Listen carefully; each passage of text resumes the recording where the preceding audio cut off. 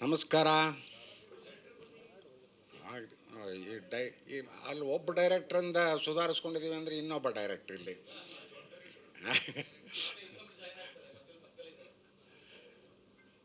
18 ವರ್ಷ ಮುಗಿದು 19ನೇ ವರ್ಷ ಮುಂಗಾರು ಮಳೆ ಒಂದು ದೊಡ್ಡ ಸಾಹಸ ಮತ್ತು ದೊಡ್ಡ ಪ್ರಮಾಣದಲ್ಲಿ ಬೆಳೆಸಿದಂಥ ಚಿತ್ರ.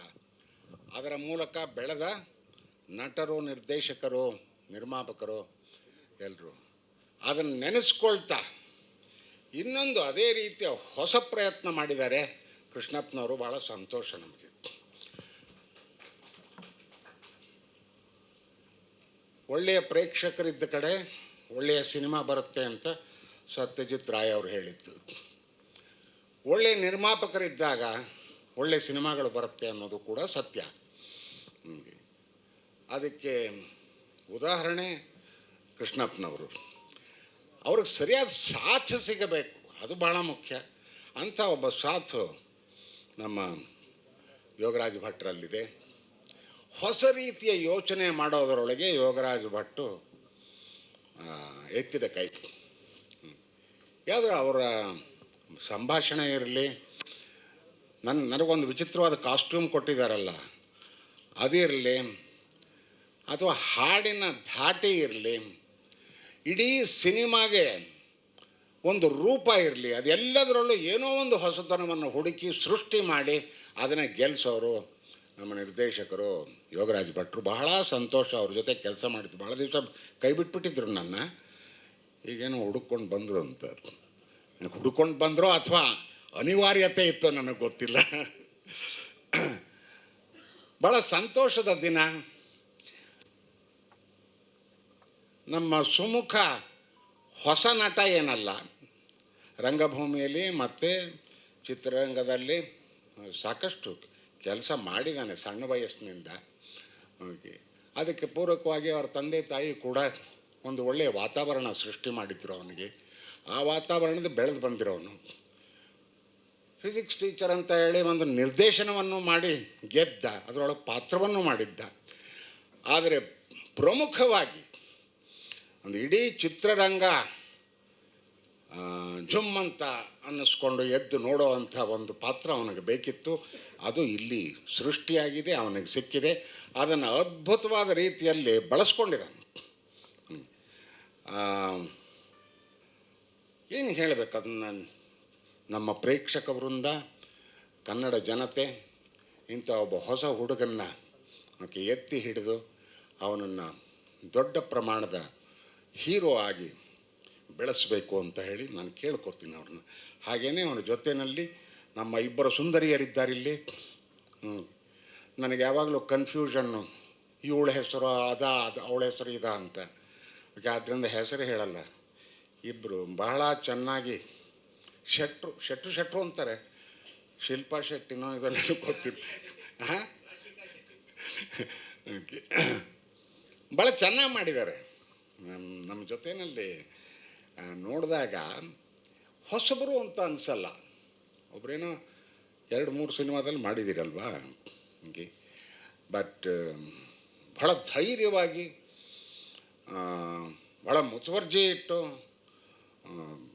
ಸಾಕಷ್ಟು ಶ್ರಮ ವಹಿಸಿ, ಆಮೇಲೆ ಇದು ಫಿಸಿಕಲ್ ಶ್ರಮ ಕೂಡ ಇದ್ದಂಥ ಸಿನಿಮಾ ಇದು. ಓಕೆ, ಅವೆಲ್ಲವನ್ನು ಭಾಳ ಚೆನ್ನಾಗಿ ನಿಭಾಯಿಸಿದ್ದಾರೆ ನಮ್ಮ ಇಬ್ಬರು ಸುಂದರಿಯರು. ಅವ್ರಿಗೂ ಕೂಡ ನಾನು ಶುಭ ಕೋರ್ತೇನೆ. ಹಾಗೆ ಇವತ್ತಿನ ದಿವಸ ಸಂಗೀತಕ್ಕೆ ಪ್ರಾಮುಖ್ಯತೆ. ಹಾಗೆ ಸಂಗೀತ ನನಗೆ ಅಷ್ಟೊಂದು, ಅದು ಬಹಳ ಹೈಲಿ ಟೆಕ್ನಿಕಲ್. ಒಂದು ಸಿನಿಮಾದಲ್ಲಿ ಸಂಗೀತ ಯಾಕೆ ಬೇಕು ಅಂತ ಯಾರು ಕೇಳಿದರೆ ಅದಕ್ಕೆ ದೊಡ್ಡ ಸಿಂಪೋಸಿಯಮ್ಗಳಾಗಿವೆ, ಸೆಮಿನಾರ್ಗಳಾಗಿವೆ. ಅದೆಲ್ಲದರ ಒಟ್ಟಾರೆ ಸಾರಾಂಶ ಬರೋದಂದರೆ ಮೂಡ್ ಎನ್ಹಾನ್ಸರ್ ಅಂತೀವಿ.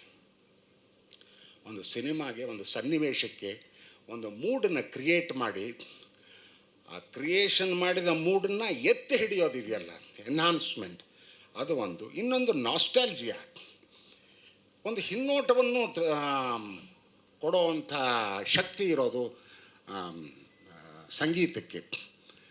ನಾನು ಬಹಳ ಹಳೆ ತಲೆಮಾರಿನ ಸಂಗೀತ ಪ್ರೇಮಿ.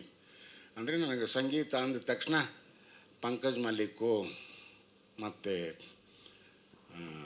ನಮ್ಮ ಯಾರು ಅಲ್ಲಿ ಇನ್ನೂ ಹಿಂದೆ ಅಲ್ಲಪ್ಪ ನಮ್ಮ ಛೇ ಏನು ಹಿಂಗಾದ್ರೆ ಭಾಳ ಇದಕ್ಕೆ ಬಂದು ಹಿಂದಕ್ಕೆ ಹೋಗ್ಬೇಕು ನೀವು. ಹೇಳ್ತೀನಿ ಅಲ್ಲ, ಬಿನಾಕ ಗೀತ್ಮಾಲನಲ್ಲಿ 8 ಗಂಟೆಗೆ ಇದು ಬರ್ತಿತ್ತಲ್ಲ, ಒಂದು tribute to this man Saigal. ನನಗೆ ಸ್ವಲ್ಪ ಕಿವಿ ಮಂದ ಅಲ್ಲ, ಸೈಗಲ್ ಸಾಂಗ್ ನನಗೆ ಯಾವಾಗಲಾದರೂ ಅಳಬೇಕು ಅಂದಾಗ ಅವರ ಹಾಡು ಹಾಕ್ಕೊಂಡು ಕೇಳ್ತೀನಿ ನಾನು.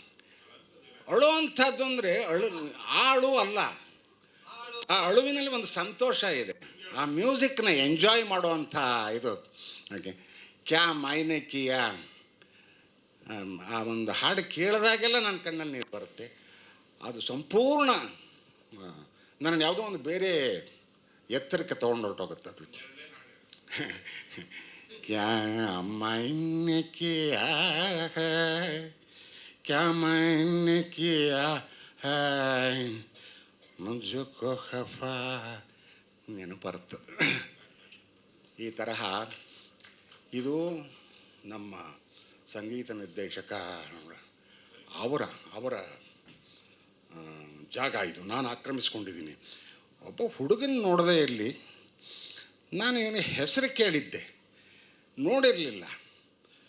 ಈಗ ನೋಡಿದ್ರೆ ಯಾರೋ ಸಣ್ಣ ಹುಡುಗ ಅಂದ್ರೆ ಇವನೇ ಕಣ್ರಿ ಹಾಡು ಹಾಡಿರೋದು ಅಂತ ಅಂದರು. ನನಗೆ ಅದೇ ಜಗ್ಗ ಅಂತದ್ದು. ಓಹೋ, ಎಷ್ಟಪ್ಪ ನಿನಗೆ ವಯಸ್ಸು ಅಂತ ಕೇಳಿದೆ. ಹತ್ತಕ್ಕೆ ಬೆಳೆದಿದ್ದಾನೆ. Okay, I am very happy. Okay, ಯಾರೋ ಹೇಳ್ತಾ ಇದ್ರು ಈಗ ಪುನೀತ್ ರಾಜ್ಕುಮಾರು ಇವನ್ನ ಕರೆಸಿ ಓಕೆ ಅವನ ಕೈಲಿ ಹಾಡು ಹೇಳಿಸಿದ್ರು ಅಂತ. ಒಂದು ಒಳ್ಳೆ ಪ್ರತಿಭೆ ಎಲ್ಲೇ ಇದ್ದರೂ ಕೂಡ ಬೇರೆ ಬೇರೆಯವ್ರ ಕಣ್ಣಿಗೆ ಬೀಳ್ತಾ ಇರ್ತಾರೆ. ಅವರು ಸರ್ಟಿಫಿಕೇಟ್ ಇಟ್ಕೊಂಡು ಅಲ್ಲಿ ಇಲ್ಲಿ ಓಡಾಡಬೇಕಾದ ಅಗತ್ಯ ಇಲ್ಲ. ಓಕೆ, ನಿಮಗೆ ಎಷ್ಟು ನೀಡಿದೆ, ಪ್ರೊಡ್ಯೂಸರು, ಡೈರೆಕ್ಟ್ರು, ಮ್ಯೂಸಿಕ್ ಡೈರೆಕ್ಟ್ರು ಇವ್ರಿಗೂ ಕೂಡ ಆ ತರಹದ ನೀಡಿದೆ. ಹೊಸ ಒಂದು ವಾಯ್ಸ್ ಬೇಕು, ಹೊಸ ಒಬ್ಬ ನಟ ಬೇಕು ಅಂತ. ಅವೆಲ್ಲದರ ಸಾಕಾರ ಆಗಿದೆ ಈ ಮನದ ಕಡಲು ಸಿನಿಮಾದಲ್ಲಿ. ಭಾಳ ಸಂತೋಷದ ವಿಷಯ. ಹೊಸಬರಿಗೆ ಶುಭವಾಗಲಿ. ಕೃಷ್ಣಪ್ಪನವರು ಮತ್ತು ಯೋಗರಾಜ್ ಭಟ್ರು ಇವರ ಕಾಂಬಿನೇಷನ್ನಲ್ಲಿ ಇನ್ನೊಂದು ದೊಡ್ಡ ಚಿತ್ರ ಮೂಡಿ ಬರಲಿ. ಓಕೆ, ಅದು ಕನ್ನಡ ಪ್ರೇಕ್ಷಕರಿಗೆ, ಕರ್ನಾಟಕದ ಜನತೆಗೆ ಮತ್ತು ಇಡೀ ಸಿನಿಮಾ ಜಗತ್ತಿಗೆ ಒಂದು ಒಳ್ಳೆಯ ಸಿನಿಮಾ ಸಿಕ್ಕಂಥ ಸಂತೋಷ ಸಿಗಲಿ ಅಂತ ಹೇಳಿ ನನ್ನ ಮಾತು. ಗ್ಯಾರಂಟಿ ನ್ಯೂಸ್, ಸುದ್ದಿ ಖಚಿತ, ನ್ಯಾಯ ನಿಶ್ಚಿತ.